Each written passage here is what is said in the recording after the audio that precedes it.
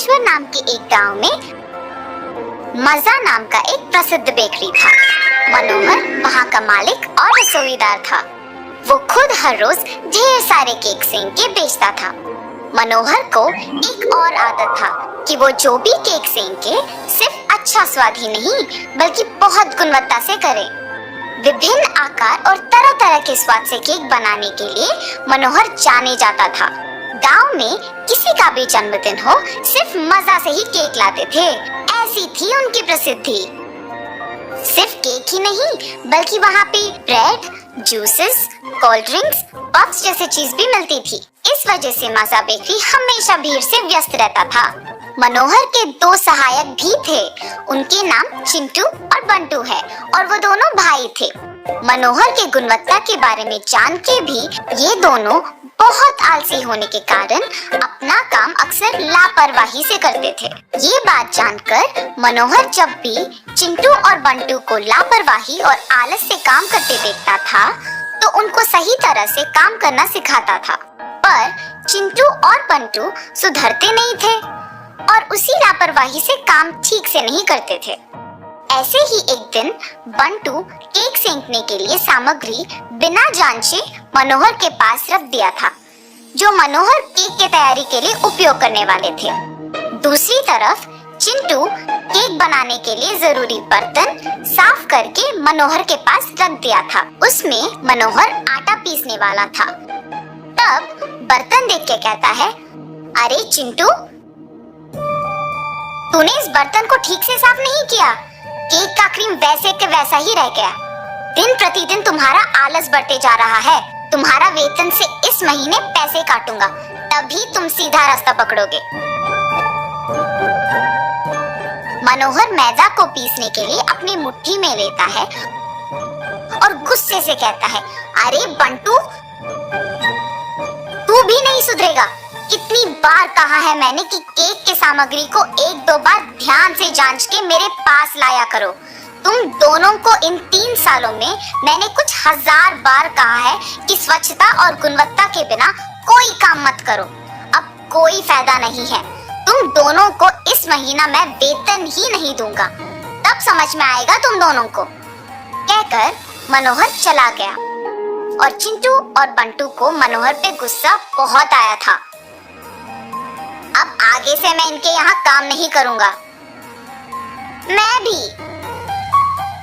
देखते हैं हमारे बिना ये महाराज बेकरी कैसे चलाएंगे। परंतु अगर हमने यहाँ नौकरी छोड़ दिया तो फिर हम कैसे जिएंगे? हम दोनों को केक सेंकना आता है और बन भी बनाना आता है। अपने माता पिता के पैसे और सहायता से एक और बेकरी को शुरू करते हैं, चलो। ऐसे तय करके दोनों भाई निकल पड़ते हैं। मनोहर के मजा बेकरी के ही गली में अपना नया बेकरी निर्मित करते हैं। इन सब से अनजान मनोहर अगले दिन हर रोज की तरह अपना बेकरी खोलने चल पड़ता है। रास्ते में जब चिंटू बंटू को देखता है तो कहता है, अरे क्या हुआ, तुम दोनों काम पे नहीं आ रहे हो? कम से कम बोल के तो छुट्टी लेते। तब चिंटू बेकरी के बोर्ड को दिखाते, यहाँ पे जो लिखा है वो तो पढ़िए। क्या तुम दोनों ने यहाँ पे काम करना शुरू किया? चलो, गुस्से में ही सही, तुम दोनों ने एक फैसला तो लिया, अच्छे से काम करो। हम यहाँ पे सहायक नहीं मालिक है, ये हमारा बेकरी है। हा हा हा। अरे वाह, ये तो खुशखबरी है। आशा करता हूँ कि तुम दोनों बहुत आगे जाओ। अगर कभी सहायता की जरूरत पड़ी तो मुझे पूछने से झिझकना मत। कहीं ऐसे दिन न आए कि आपको हमारी सहायता की जरूरत पड़े।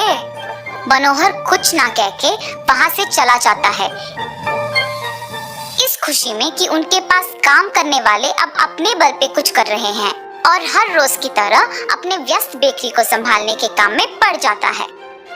दूसरी तरफ चिंटू बंटू का व्यापार आगे ही नहीं बढ़ता है, आमदनी नहीं आता है और निवेश के पैसे भी वापस ना पाकर दोनों को चिंता होती है। बेकरी शुरू करके महीना बीत जाता है, आमदनी के बारे में उनके माता पिता के सवाल के जवाब नहीं दे पाते हैं। आमदनी के बिना व्यापार कैसे चलेगा? अगर अगले 15 दिनों में आधा निवेश नहीं आया तो ये बेकरी किसी और को अच्छे दाम में बेच दूंगा। पिता की बातों से परेशान चिंटू बंटू व्यापार को सफल करने की सोच में पड़ गए। अरे बंटू, मजा बेकरी को जो छोटा रास्ता जाता है वो तुझे पता है ना? हाँ, क्यों? उस छोटे रास्ते से जाकर हम मालिक के सारे केकों को लेके हमारी बेकरी की केकों से बदल देते हैं। हाँ, उनके हाथ के सेंके केक अगर हम बेचते हैं तो उस अच्छे स्वाद के लिए हमारे पास ही सभी आएंगे। ठीक कहा तुमने। उस दिन मनोहर को बेकरी ताला लगाते देख चिंटू बंटू मजा के अंदर छोटे रास्ते से प्रवेश करते हैं।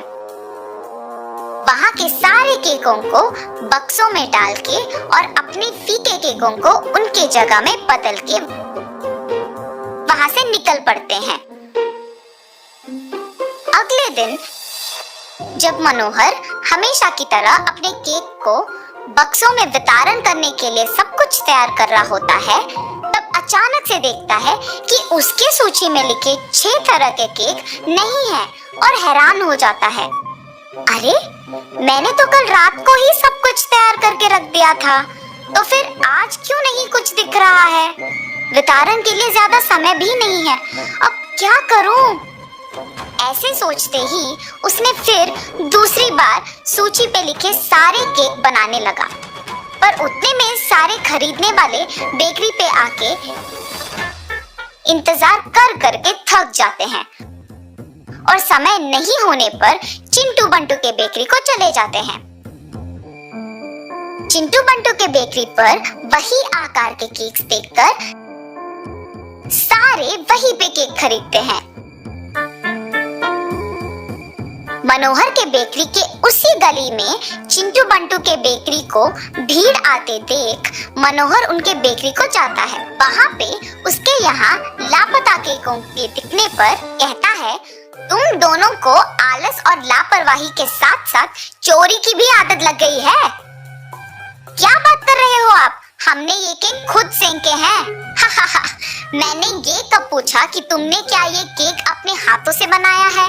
इसी बात पे पता चल रहा है कि तुमने मेरे केकों की चोरी की है। नहीं, ये सब हमने खुद ब खुद अपने हाथों से बनाया है। अच्छा, ठीक है, तो फिर यही बात गांव के बड़ों के सामने साबित करो। चलो। ऐसे कहकर गांव के बड़ों को मनोहर सब कुछ कह देता है। सब सुन के गांव के मुखिया कहते हैं, इस मुसीबत का एक ही हल है, तुम तीनों मेरे ही सामने 3 अलग अलग केक सेंकोगे।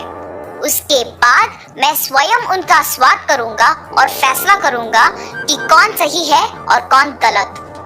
ऐसे कहकर गांव के मुखिया केक के लिए जरूरी सामग्री की तैयारी करवाते हैं और तीनों अपने अपने केक की तैयारी शुरू करते हैं। मनोहर अपने केक करने के तरीके से सबको आकर्षित कर चुका था और बहुत तेजी से केक की तैयारी को समाप्त कर चुका था। तीनों के केक की तैयारी के बाद गांव के मुखिया तीनों केक के स्वाद देख के और फिर चिंटू बंटू के बेकरी के केक को भी स्वाद करते हैं। केक को मनोहर ने सेंका है। अगर उसके केक तुम्हारी बेकरी में है तो उसका एक ही मतलब है, तुम दोनों ने उनके बेकरी में घुस के चोरी किया है और सबको धोखा दिया है। तुम्हें इसकी सजा अब भुगतनी ही पड़ेगी।